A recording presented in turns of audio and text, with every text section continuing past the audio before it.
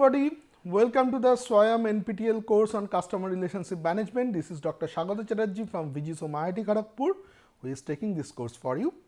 We are discussing social CRM. Till now we have discussed why social CRM, what are the benefits, what are the challenges, what are the overall strategies that you can do. You can do marketing, sales, customer management, probably innovation management, customer experience management, and lots of stuff using social CRM. And I have also talked about multiple tools, how you can use Facebook, Twitter, YouTube, and various other social media tools to create customer, to do the operational strategies of this particular customer relationship management.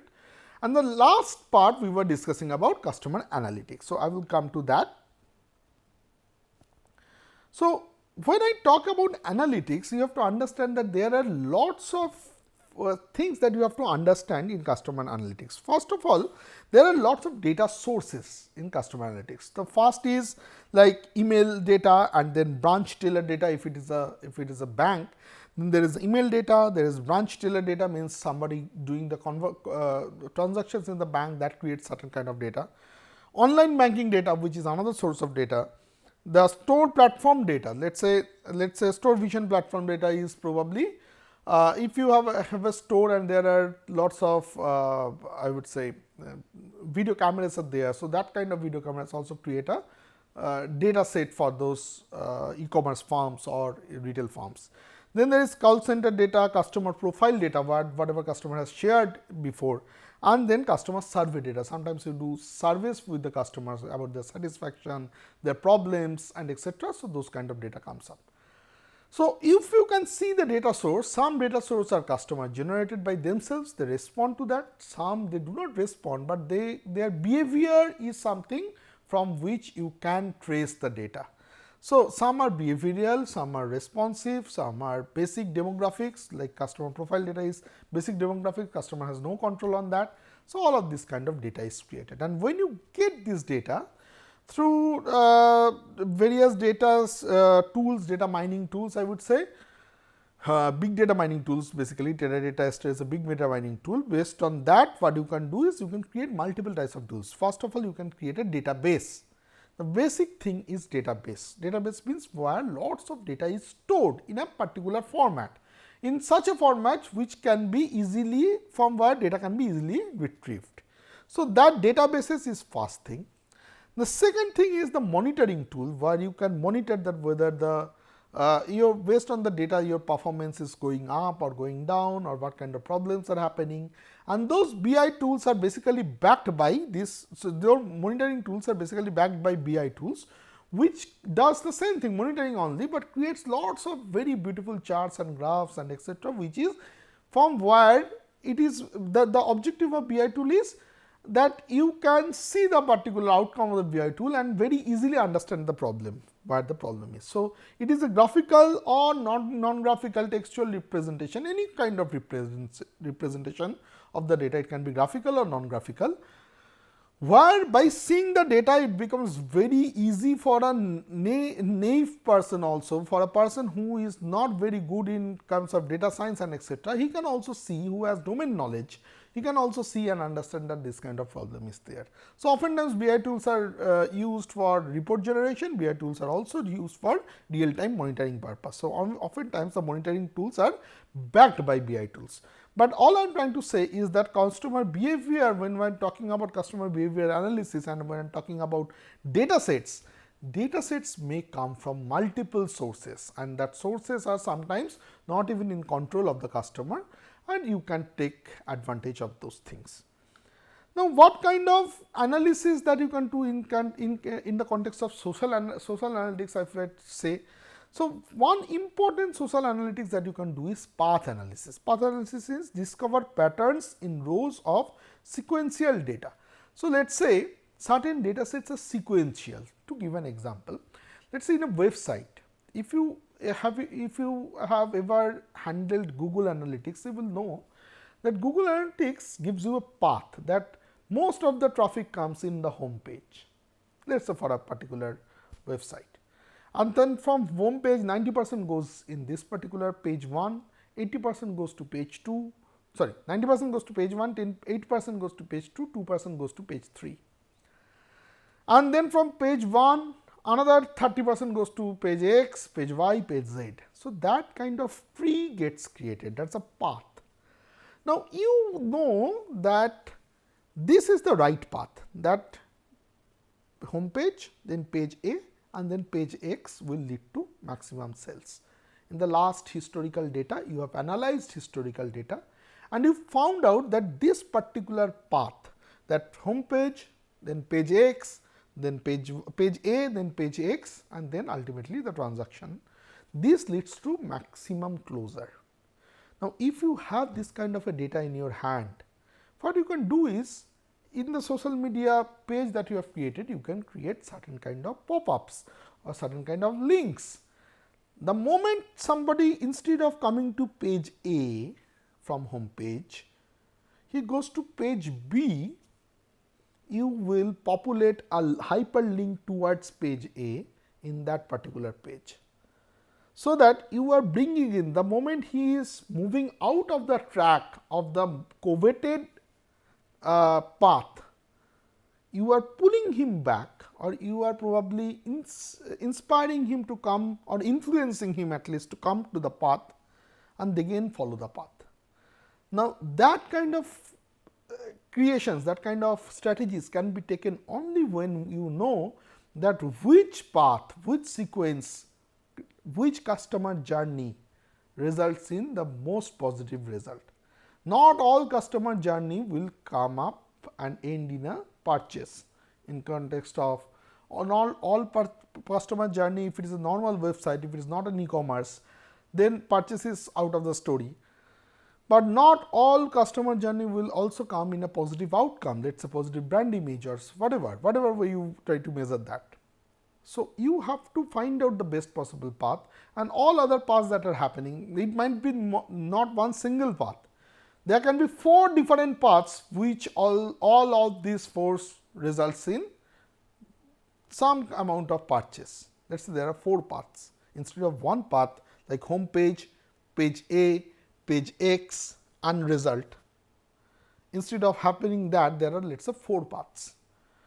Home page, page A, page X, result. Home page, page A, page Y, page Z and then result. And home page, page B, page X, page Y and result. Let us say there are 3 paths. Now, somebody have come to home page and then page Y. So, from page Y, page B, from page B, the next best option is page X and then page Y. But somehow after page B, he goes to page X, page something else, M, let us say. When after page B, he goes to page M, you have to create some strategy in your design, so that it will not be for all, only those guys who have come to page M and before coming to page M they were in page B, for them this will be populated. So, you will see oftentimes you will be seeing in the website that they say that I will track your cookies. They say that please accept all cookies, that I will track your cookies to give you a better experience. How I will give you a better experience? If I can track your path, not only in my websites, probably sometimes in other websites also, what kind of websites you generally see and etc. If I get this kind of information, I can create a responsive website which includes this information and redesign your page, whatever page you are seeing. That gives you a better result. So, this is something which is a strategy which comes under the social analytics also. Not many company has the power to do that, but often many organizations who have very strong tech team can do that. Now, you have to understand that this is not only the tech team's job. It is also a marketing manager's job to identify those paths and to give a reasoning why this path is the best path. So, until and unless you can do that, the tech team is a blind team. He knows that this is a path A, path B, path C, these 3 paths are best result. He does not know why. That why answer will actually help you to answer much more lucrative offerings or much more different kind of strategies, such that you can use this path analysis in your advantage. The next is text analytics. So, again I was telling that in a different video I will talk about how reviews and people's conversations are used to do text analytics, but let me give some example. So, one thing that I do, and I will share some papers on that, this probably exactly my own research area, is that what makes a particular review helpful, or if I say that if you see certain reviews, how will I know that in this particular text what are the factors people are talking about, what are the key issues people are having problem, or what are the key issues people are complaining about.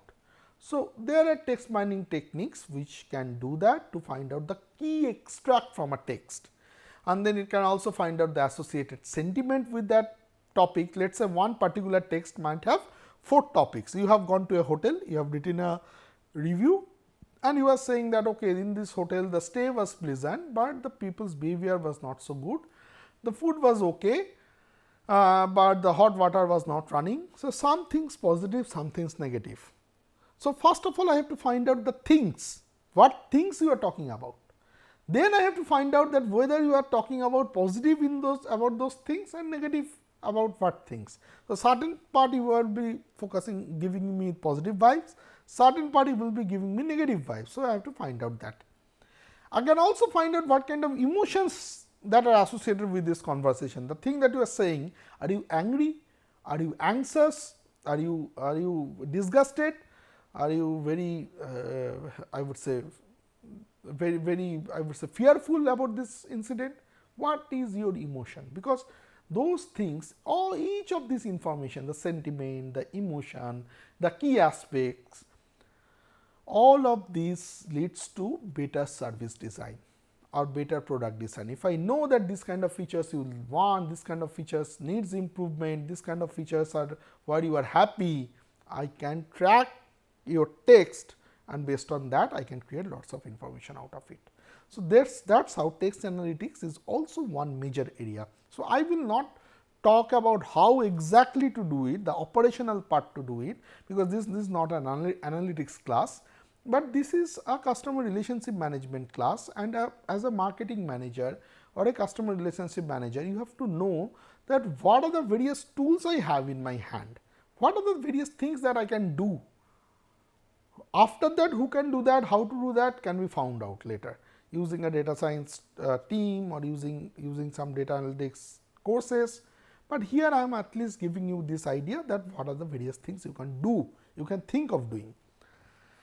Then path analysis or text analytics, whatever you do, you can do statistical analysis for that. When I say statistical analytics, you can do high performance like machine learning, or you can do econometric analysis to find out statistically whether some effects are significant or not, what affects more, what affects less. You can do some predictions about the future. So, all of these things can be done. So, if you have done basic statistics, you know what kind of statistical analysis can be done. Then you can also do some unsupervised learning techniques. So, things which were previously it was not told that okay, these are in group A, these are in group B, or these kind of observations are A, this kind of observations are B, that pre-labeled data is not there. When those pre-labeled data is not there, you have to create your own label. You can use segmentation. Segmentation is basically a way of grouping customers in such a way such that customers who have similar characteristics come in the same group, and customers who are offering dissimilar characteristics goes in different groups. So, two groups should be away from each other in terms of their characteristics, and the group members within a same group has to be very close to each other. When this kind of algorithm we try to create, we create groups of customers. Why we create groups of customers? Why customer segmentation is needed?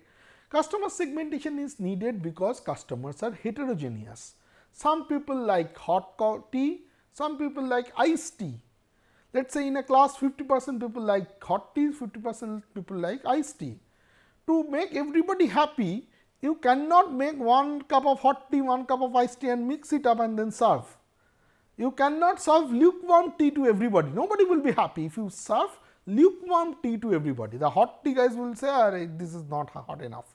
The iced tea guys will say that this is not even cold, forget about, not even normal temperature, forget about iced tea. So, nobody will be happy.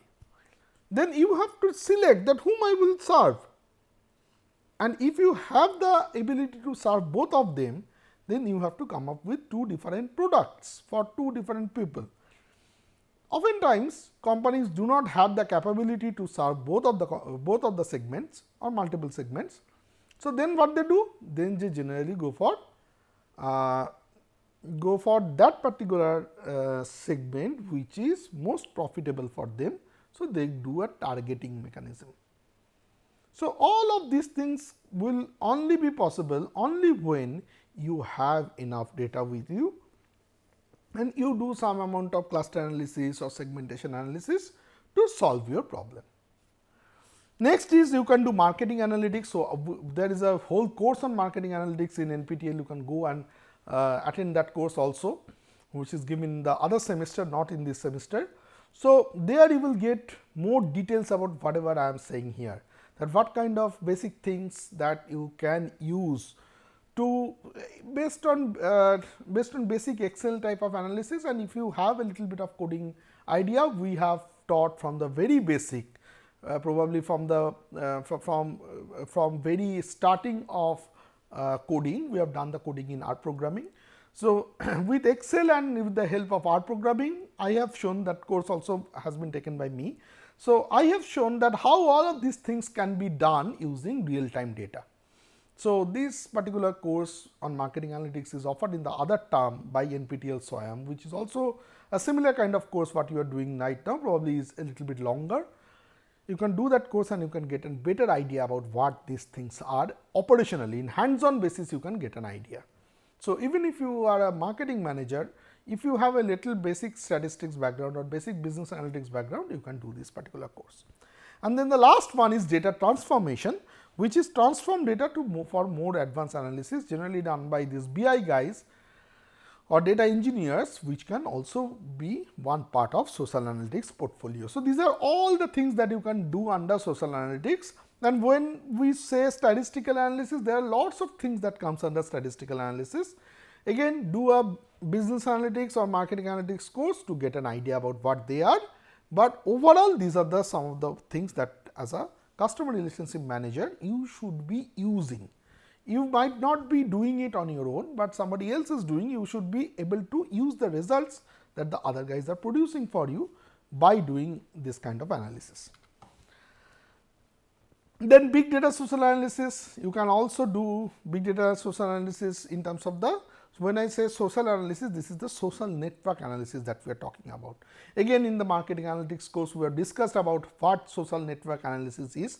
This is about there are multiple nodes, multiple people in a social media are basically one nodes, and their connections between each other is basically this. I would say these straight lines, which we call the relationships. Now, the relationship can be bidirectional, can be unidirectional. For example, my relationship with a celebrity whom I am following is a unidirectional. Whatever he says, I listen. Whatever I say, he or she does not listen. So, it is a unidirectional relationship, but I am liking his page. So, there is some relationship between that particular person with me, but it is a unidirectional relationship. Whether it is a strong relationship? No. Probably I follow him, but I do not get a lot persuaded by him. My day-to-day decisions are not taken by him. On the other hand, let us say some other colleague is also there in the Facebook. There the relationship is bidirectional, both of us talk with each other in social media, and that relationship is probably closer than my relationship with the celebrity. So, that is a bidirectional relationship and probably a stronger relationship. Now, depending on how many relationships you have in a social media, depending on how many strong and how many weak connections do you have, how many unidirectional and how many bidirectional connections you have, based on all these things, I can create a social network, which might look like the picture that is given in this particular slide. And in this social network, you can see that there are some nodes, some points who are more important, more strong in terms of data sharing, in terms of influencing people than others. You will find out your potential influencers here. And if you can find out the potential influencers in the social network, then that will help you to understand that whom I should influence such that I can pass the information in the whole social network. Whom I should put money on, or whom I should persuade, whom I should bring in my advocacy team by doing lots of efforts, such that this particular person who is an influencer himself or can actually or herself can actually spread good things about me, positive news about me in the whole network. So, identifying that influencers, identifying the network structure, all of these things can be done using social network analysis. One small case study has been discussed in the marketing analytics course also. You can go and see that, but these kind of things are also there. You can ask a data scientist in your team, if you have a data science team, ask them that why don't you create a social network for a group, for a closed group, and try to find out that who is the major important person in this group and try to influence him. If you can influence him, that might, for example, brand ambassadors. Oftentimes these events and various kinds of competitions or various kinds of brands create campus brand ambassador. They hire campus brand ambassador. Now, should it be hired using what should be the policy when you try to hire the campus brand ambassador? One important policy can be that whether this person is probably a person who is well connected. Now, if you can create the social network for a group of people within a campus, or if campus is very large, probably significant amount of people in the campus. Let us say if you say that okay, I cannot track in IIT Kharagpur there are 12,000 students, I cannot get data for everybody. But if you can get data for 5,000, that gives you enough big network, representative network. From there, if you can find out that okay, I have 100 applicants and these 100 applicants are here, here, this is their position, this many people they are connected with, I can get an idea that who should be my campus ambassador. So, now I am talking about campus ambassador in a closed context. The same thing is done in a social media in a much larger context. How many friends do I have? So, you will see that oftentimes when you go and click on, let us say, certain kind of links or certain kind of apps in Facebook, which says that how will you look after 30 years, or what was your profession in your last birth. So, what they do is you go and click an app, they collect some information about your profile and give you a funny message, some funny outcome of this, and you share, many people laugh. Right now the avatar thing is going on, what is my avatar? So, you share your picture, and now by doing that you remember that you are sharing your public information, you are sharing your pictures, you are sharing your friend list, you are sharing your name and many things you are sharing. Now, if many people actually access this, then I know that which people are connected with which people, and by doing that I can create a social network, and from that social network I can find out that which are the people who are more connected with each other in terms of strong connections, weak connections, blah blah blah. And if I can get that kind of information, I know that whom to target, whom not to target. It is a tough exercise, cannot be done by a common person. You have to do lots of spending of money. But if you can spend that kind of money, you get resource, you get information from Facebook or social media so strong that that can give lots of marketing benefits to you. You can also find out what shoppers are searching for. For example, serious shoppers who browse 5+ products in a session. So, you find them, and after browsing they perform 2+ fruitless searches within 10 pages of each other, and then within 5 pages of last fruitless search they abandon the site, perhaps frustrated. So, the one that I was saying, that there is a path which is a best path. Some searches that this particular customer is doing is good, some things are bad, some things are fruitless, and fruitless search will lead to frustration and then leaving. So, you have to bring into the fruitful search again. So, that kind of analysis you can do. What are the marketing strategy for success using social media? Where should I increase my marketing spend to drive ROI? That is the major decision. So, you will see that okay, I have so many tools, I am discussing about so many tools, so many ways, blah blah blah. Everything will require money. Now, the next basic question comes up is where to spend the money. Will I spend the money on Facebook? Will I spend the money on Instagram? Will I spend the money on Twitter? Or what? How to spend the money? How to decide that where will I put my money in? So, that also becomes a very classic example of marketing budget allocation. And what we try to generally do here in this context is that in the last couple of years, if you have historical data for last couple of years, in multiple channels how much amount you have spent and what was your ultimate sales, you try to find out that. And you try to find out the relationship between these investments with sales. And when you are able to find out the relationship of these investments with sales, that particular functional form you can use to further optimize your investments. Again, one case study on exactly this particular topic has been given in marketing analytics course. I am coming back and back to that course because these two courses are very interrelated with each other. Many things that has been theoretically discussed here actually has been practically done there. So, multi-touch attribution.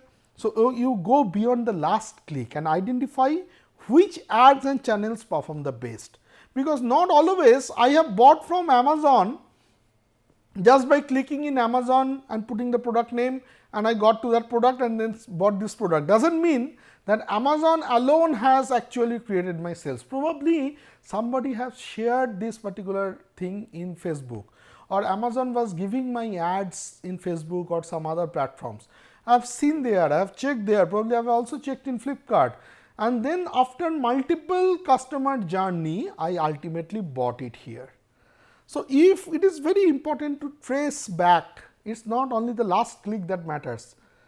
What actually matters is the lots of paths that I have traveled before that last click, and which multiple touch points between me and the company in my journey, which touch point has actually contributed towards my sales is something is very important to find out, very difficult to attribute, very important to find out. Still it is a research problem. We are in the marketing analytics course, we have given some probable solutions, but it is still a research problem. We are still struggling on how to find out the correct attribution. Quantify which ads lead to conversion, as I was telling, which is the correct touch point, which one actually resulted in good result and bad result. Calculate the true ROI in a per ad basis and run time sensitive promotions by knowing which ads convert to which ads convert the fastest. So, all of these kind of decisions can be taken. It requires data analytics skills, but you as a customer manager at least ask these questions to their data science team, so that they can try to help you in strategizing. Some of the traditional data that we use in social CRM is the profile data, customer profile data, customer contact history, that whom they are friends with, blah blah blah, and their transactions and their models. For example, the risk propensity model, the attrition model, the profitability model. When we create all of these things, that gives you the reporting analytics. In case of banking, that leads to the risk and finance profile of this particular company. And in the new data, in the new context, this was the traditional data. In the new context, what we also got is their behavior in the so, other than profile history and contact history, we also have integrated web intelligence. I know which kind of websites he is looking for, which kinds of social media friends he has, whether he is connected with a political person or not, whether he supports certain political group or not. I can have their social media verbatim social media posts, like whether they are talking good about us or not, talking bad about me or not.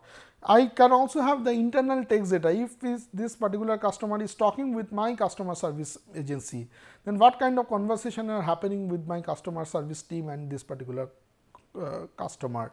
And then I can also have their usage data, I can also have their QoS data. All of these things together create a customer profile. So, the alone customer profile data and customer contact history data, which was classically used before, the traditional data points have absolutely changed in the context of social CRM. And social CRM as a strategy of marketing very good, but it becomes handicapped unless you have a very strong data science team. So, use social CRM obviously to start with, create the data fast, but then obviously employ a data science team who can help you in creating much more information from the data that is generated from social CRM. That's probably all. These are the various kinds of insights that can be generated. That can be all about social CRM. We have discussed quite a lot of things about social CRM. You have to think about some of these things, and I will be giving certain assignments on this particular social CRM aspect. You can go and see in the discussion forum also, and I will see you with certain case studies on social CRM and etc. in the next videos. Thank you very much for being with me. See you in the next video.